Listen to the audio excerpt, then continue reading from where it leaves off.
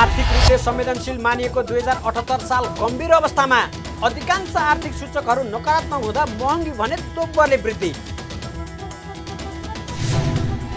पोखरा अन्तर्राष्ट्रिय विमानस्थल निर्माणको काम 95% सम्पन्न। ल्यान्डफिल साइटको व्यवस्थापन हुन नसक्दा विमानस्थल सञ्चालन नभने थप ढिलाइ। वर्षको अन्तिम दिन शेयर बजारमा हरियाली। परिसूचक 30.24 अङ्कले बढ्दा कारोबार रकममा भने कमी।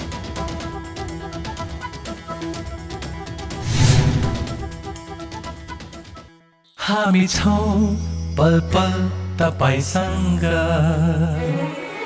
हिमाल पहाड तराईसँग, साथ छ हाम्रो बढ्ने कदमलाई। सलाम छ ती पोरखे हातहरूलाई, जिन्दगी सजाइदिन्छौँ हामी, हर सासको साथी बन्छौँ हामी। सुरक्षा अनि समृद्धि प्राण छ हाम्रो, हर आफू पनि बचौं, अरूलाई पनि बचाऊ। आजै नेपाल लाइफमा जीवन बिमा गरौँ। हामी हौ नेपाल लाइफ, किनकि जीवन अमूल्य छ।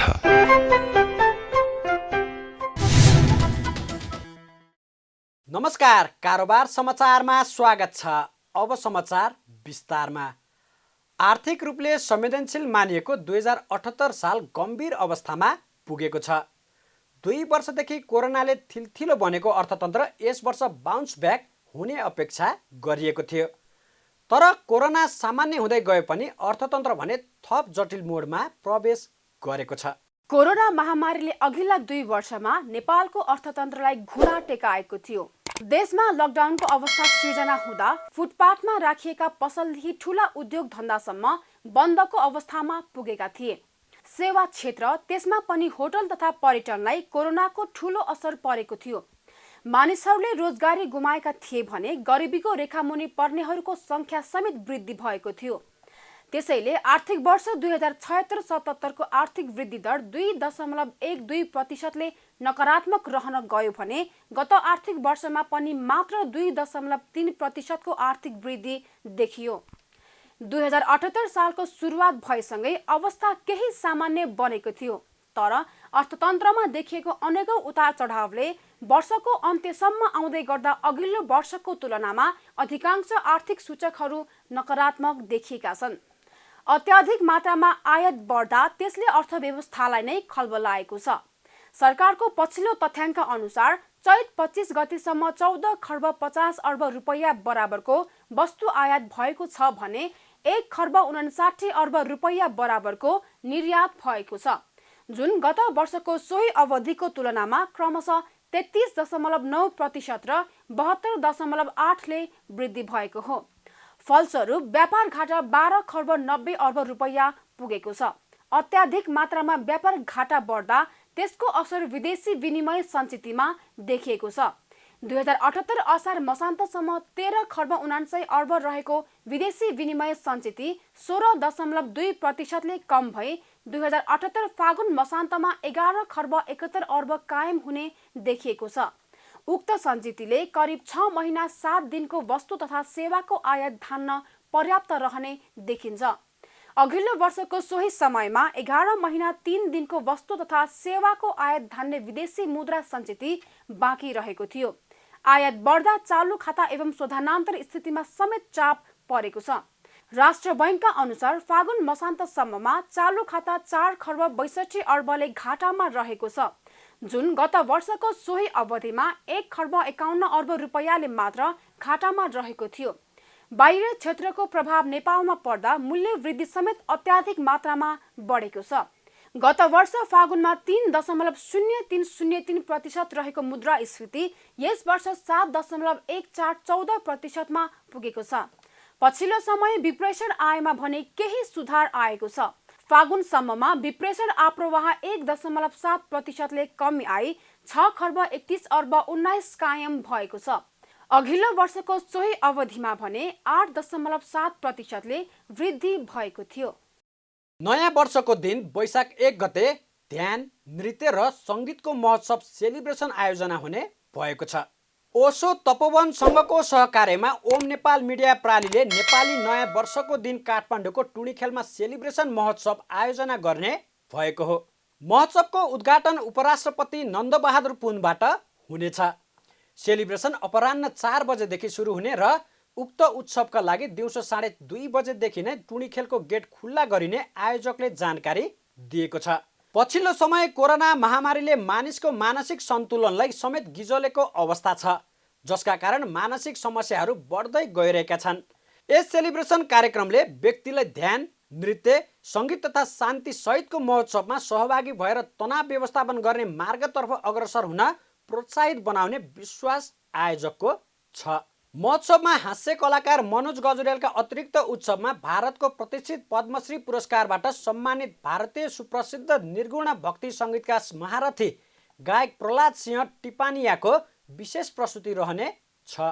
यस्तै नेपालको चर्चित सङ्गीत ब्यान्ड कुटुम्बको लाइभ प्रस्तुति समेत हुनेछ। त्यसबाहेक गायिका बेनिसा पौडेल, प्रदीप रोदन लगायतको प्रस्तुति रहने कार्यक्रमबाट सहभागीले ज्ञान, ध्यान, सत्सङ्ग र साधनाको माध्यमबाट ओशोको आधुनिक मनुष्यलाई बुद्धत्व र भगवत स्थिति प्राप्त गर्ने तथा समग्र मनुष्य बन्ने नयाँ जीवन दर्शन जोरवादी बुद्धको जीवनशैलीको बारेमा अनुभव लिन सक्ने आयोजकले जानकारी दिएको छ। पोखरा अन्तर्राष्ट्रिय विमानस्थल ल्यान्डफिल साइटको अझै व्यवस्थापन नहुँदा विमानस्थल सञ्चालनमा ढिलाइ हुने भएको छ। विमानस्थल निर्माण कार्य करिब सकिएर 2 साता अघि चिनिया विदेश मन्त्री नेपाल भ्रमणका बेला विमानस्थलको साङ्केतिक साँचो प्रधानमन्त्री शेरबहादुर देउवालाई हस्तान्तरण समेत भएको छ। तर विमानस्थलको निर्माण कार्य पूरा भएर पनि विमानस्थल नजिकै रहेको फोहोर विसर्जन स्थल ल्यान्डफिल साइट व्यवस्थापन हुन नसक्दा विमानस्थल सञ्चालनमा ढिलाइ हुने भएको छ। सुरक्षित उडानका लागि विमानस्थल 2 किलोमिटर क्षेत्रमा रहेको ल्यान्डफिल साइटलाई उपयुक्त ठाउँमा स्थानान्तरण गरेर व्यवस्थापन गर्न पर्यटन मन्त्रीको अध्यक्षतामा समिति बने पनि काम भएको छैन। पोखरा महानगरपालिकाले ल्यान्डफिल साइट अन्य स्थानमा नसारेसम्म विमानस्थल सञ्चालन गर्न समस्या रहेको छ। यस विषयमा गण्डकी प्रदेश सरकारका मुख्यमन्त्री सहित सरकारवाला निकायहरूबीच बुद्ध एयरले ल्यान्डफिल साइटको विषयमा छलफल गरेको छ। छलफल कार्यक्रममा गण्डकी प्रदेशका मुख्यमन्त्री कृष्णचन्द्र नेपाली पोखरेलले पोखरा विमानस्थल राष्ट्रिय गौरवको आयोजना भएकाले निजी क्षेत्र र प्रदेश सरकार सहकार्य गरेर काम गर्ने बताउनुभयो। उहाँले पोखरा विमानस्थल सञ्चालनको लागि ल्यान्डफिल साइट हटाएर नयाँ ठाउँमा बनाउनको लागि सहजीकरण समितिले 15 दिनभित्र ल्यान्डफिल साइट बनाउने स्थानको रिपोर्ट ल्याउन निर्देशन समेत दिनुभयो।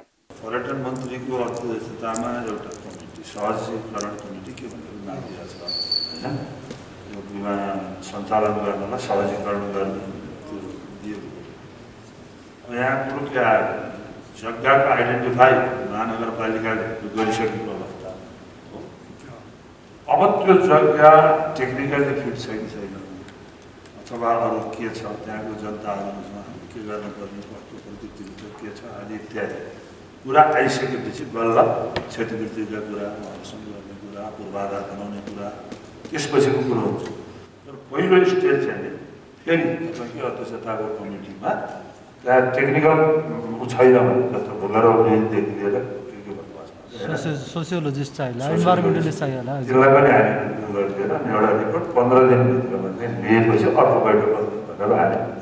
तपाईँ नाम चाहिँ करिब यता गण्डकी प्रदेशमा पर्यटन मन्त्री मणिभद्र शर्मा कडेलले पोखरा विमानस्थल सञ्चालनको लागि ल्यान्डफिल साइटको मात्रै काम बाँकी रहेको बताउनुभयो।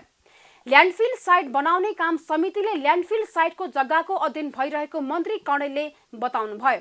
अब मुख्य कुरा ल्यान्डफिल साइटकै कुरा बाँकी रहेको र त्यो बेला चाहिँ हाम्रो उहाँ गौतमजीसँग प्राविधिक गाइडेन्स हजुरहरूले दिनुहोला, त्यो दूरी फेरि आज तय गरेको भोलि क्यान्सल होला है भनेर उहाँले त्यो मैले अनुरोध गरेको थिएँ। उहाँले पछि नगरपालिकाले केही ठाउँहरू बताएको दूरीका हिसाबले त्यो फिट छ भन्ने मलाई सुझाव, मैले फिडब्याक पनि मागेको थिएँ के छ के प्रगति भयो भनेर। उहाँले मलाई त्यो नोटिस गराउनु भएको थियो। त्यसैले चुपचापै बसेको चाहिँ होइन, तर अब यो जटिलता छ र यो काम गर्न आचार संहिता लाग्दैन भन्ने लाग्छ मलाई। यो त सबैले चासो भएको विषयमा त्यहाँ त राजनीति कसैको भोट घटाउने बढाउने केही कामै छैन। त्यस हुनाले यसलाई आचार संहिता लाग्दैन, काम गरौँ। विमानस्थल निर्माणको काम अन्तिम चरणमा पुगिरहँदा विमानस्थल कहिले सञ्चालन हुन्छ भन्ने टुङ्गो छैन। पोखरा महानगरले ल्यान्डफिल साइट खोज्नुपर्ने भए पनि निधोमा पुग्न सकेको छैन। चिनिया सरकारको झण्डै 30 अर्ब ऋण सहयोगमा निर्माण भइरहेको यो विमानस्थलको 95% काम पूरा भइसकेको छ।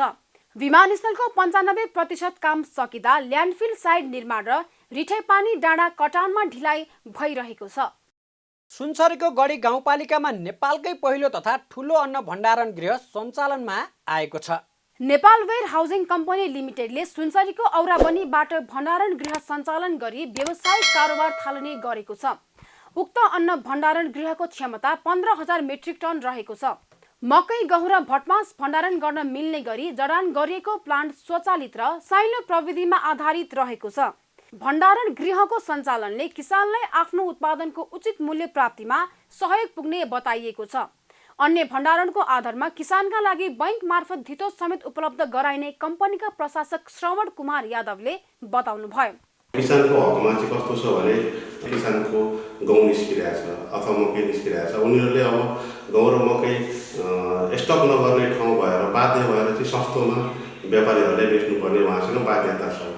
त्यो बाध्यता हामीले हटाइदिएछौँ। किसानलाई हामीले एउटा स्टक गर्ने ठाउँ दिइरहेछौँ, उहाँले चाहिँ यहाँ स्टक गर्न सक्नुहुन्छ र अहिले सस्तो मूल्यमा बेच्नुभन्दा हामीले चाहिँ स्टक गरेर पछि अफ सिजनमा रेट बढेको बेलामा उहाँले राम्रो बजार भाउ पाएर बेच्न सक्नुहुन्छ। र त्यसपछि अर्को किसानलाई समस्या के हुन्छ भने अहिलेको बाली बेचेर मात्रै धान खेती गर्न सक्छ, उहाँलाई क्यास चाहियो भने अब हामीले फाइनेन्सियल सपोर्ट पनि ब्याङ्कहरूसँग हाम्रो एग्रिमेन्ट भएअनुसार ब्याङ्कहरूले चाहिँ किसानलाई हाम्रो यहीँनिर राखेको अन्नलाई कोलेट्रल मानेर चाहिँ उहाँले ब्याङ्कहरूले केही धितो दिनुहुन्छ। कम्पनीका अनुसार कपिलवस्तु र पर्सामा समेत भण्डारण गृह निर्माणको चरणमा छ। कपिलवस्तुमा 15,000 मेट्रिक टन र पर्सामा 25,000 मेट्रिक टन क्षमताको अन्न भण्डारण गृह निर्माण चरणमा रहेको सो कम्पनीले जनाएको छ। 3वटै स्थानको गरी 55,000 मेट्रिक टन क्षमताको खाद्यान्न भण्डारणको कुल परियोजना लागत 1 अर्ब 49 करोड रुपैयाँ रहेको कम्पनीले बताएको छ। वेयर हाउसमा 3वटा अन्न भण्डारण प्लान्ट स्वचालित साइलो प्रविधिमा आधारित रहेका छन्। प्रत्येकको 5,000 मेट्रिक टन क्षमता रहेको ती प्लान्ट मध्ये एउटामा मकै, एउटामा गहुँ र एउटामा भटमास भण्डारण गरिने कम्पनीले जनाएको छ। भण्डारण स्थलको अभावमा उत्पादनको समयमा सस्तो मूल्यमा अन्न बेच्नुपर्ने किसानको बाध्यता अन्त्य हुने कम्पनीले विश्वास लिएको छ। शेयर बजार मापन गर्ने नेप्से परिसूचकमा वर्षको अन्तिम दिन हरियाली भएको छ। पछिल्ला 2 कारोबार दिनमा नै 100 अङ्क बढीको उतार चढाव देखिएको नेप्से परिसूचक वर्षको अन्तिम दिन भने 30.24 अङ्कले हरियो भएको हो। नेप्से परिसूचक अघिल्लो दिनको तुलनामा 1.27 अङ्कले बढेर 2415.24 अङ्कमा उक्लिएको छ। परिसूचकमा हरियाली छाउँदा अघिल्लो दिनको तुलनामा कारोबार रकममा भने सामान्य गिरावट आएको छ। कुल कारोबार शेयर सङ्ख्यामा भने बढोत्तरी देखिएको छ। दिनभर कुल 229 कम्पनीको 33,98,000 किता शेयर 1 अर्ब 47 करोड 63 लाख रुपैयाँ बराबरमा किनबेच भएको छ। अघिल्लो दिन 37,83,000 किता शेयर 1 अर्ब 52 करोड 43 लाख रुपैयाँमा खरिद बिक्री भएको थियो। बजारमा दोहोरो अङ्कको हरियाली छाउँदा अधिकांश समूहको परिसूचकमा वृद्धि देखिएको छ। अन्य समूहको परिसूचक सर्वाधिक 2.28%ले बढ्दा लघुवित्त समूहको परिसूचक 2.14%ले बढेको छ। वाणिज्य बैंक, विकास बैंक, होटल तथा पर्यटन, उत्पादन तथा प्रशोधन र निर्जीवन बीमा समूहको परिसूचकमा पनि 1% अधिकको बढोत्तरी देखिएको छ। नेप्से परिसूचक बढ्दा नेस्टो समृद्ध लघुवित्तको शेयर मूल्यमा सकारात्मक सर्किट लागेको छ। कारोबार रकमको आधारमा शिवम सिमेन्ट शीर्ष स्थानमा रहेको छ। शिवम सिमेन्टको 8 करोड 43 लाख रुपैयाँ बराबरको शेयर किनबेच भएको छ। नेपालले थप 2 देशसँग कूटनीतिक सम्बन्ध कायम गरेको छ। बुधबार परराष्ट्र मन्त्रालयमा आयोजित पत्रकार सम्मेलनमा परराष्ट्र मन्त्रालयकी प्रवक्ता सेवा लम्सालले नेपालले पछिल्लो समय थप 2 देश दक्षिणी सुडान र बेलिजसँग कूटनीतिक सम्बन्ध जोडेको जानकारी दिनुभएको हो। उहाँका अनुसार सरकारले 29 मार्च 2022 मा दक्षिण सुडान र 2 अप्रिल 2022 मा बेलिजसँग दौत्य सम्बन्ध कायम भएको हो। यो सँगै नेपालले हालसम्म विश्वका 176 वटा देशसँग कूटनीतिक सम्बन्ध जोडेको छ। प्रवक्ता लम्सालले रुस र युक्रेन बीच भएको युद्धको विषयमा अन्तर्राष्ट्रिय मञ्चहरूमा आएको प्रस्तावहरूमाथि सरकारले महत्त्वका आधारमा भोट गरेको बताउनुभयो। उहाँले नेपाल राष्ट्र सङ्घको निकाय भएको मतदानमा अहिलेसम्म भएका 4 भोट युक्रेनको पक्षमा हालेको पनि बताउनुभयो। अहिले भनेको हाम्रो के छ भने सब्स्ट्यान्टिभ म्याटर र प्रोसिड्युरल म्याटर अथवा टेक्निकल म्याटरहरू हामीले बुझ्नुपर्छ होइन। तपाईँले भनेको पृष्ठभूमिमा त जोडिएको विषय त हो, तर के छ भने अब अनप्रोभोक्ड वार अथवा भनौँ त्यो एग्रेसनको एउटा इस्यु त्यो र ह्युमेनिटेरियन सिचुएसनमा हामीले 4 ठाउँमा 4टामा युक्रेनको फेभरमा हामीले भोट गरेका छौँ। स्पेसल इमर्जेन्सी अब सेसनमा पनि भयो, अनि यता भियनामा पनि हामीले त्यहाँ पनि त्यहाँको युक्रेनकै फेभरमा हामीले भोट गरेका छौँ। प्रवक्ता लम्सालले पछिल्लो समय श्रीलङ्का र पाकिस्तानमा भएका घटनाक्रमलाई मन्त्रालयले नियालिरहेको र नेपालले त्यसबाट पाठ सिकेर अघि बढ्ने पनि बताउनुभयो। प्रवक्ता लम्सालले नेपाल र पाकिस्तान दुवै देश दक्षिणी एसियाली क्षेत्रीय सहयोग सङ्गठन सार्क शिखर सम्मेलन छिटो गर्ने पक्षमा रहेको पनि बताउनुभयो। कारोबार समाचारमा अब सुन चाँदी र विदेशी विनिमय दर सम्बन्धी जानकारी।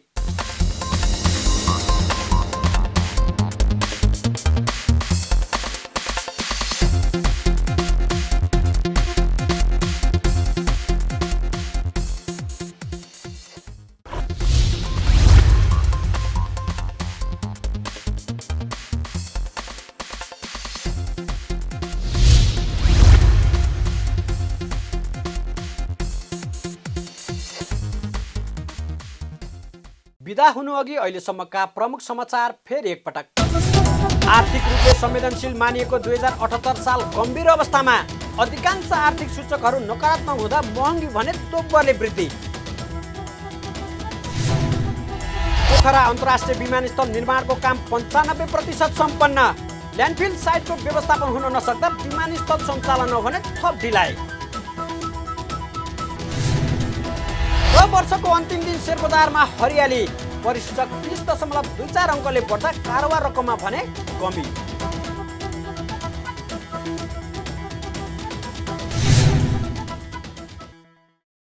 कारोबार समाचार सकियो। हामीलाई बिदा दिनुहोस्।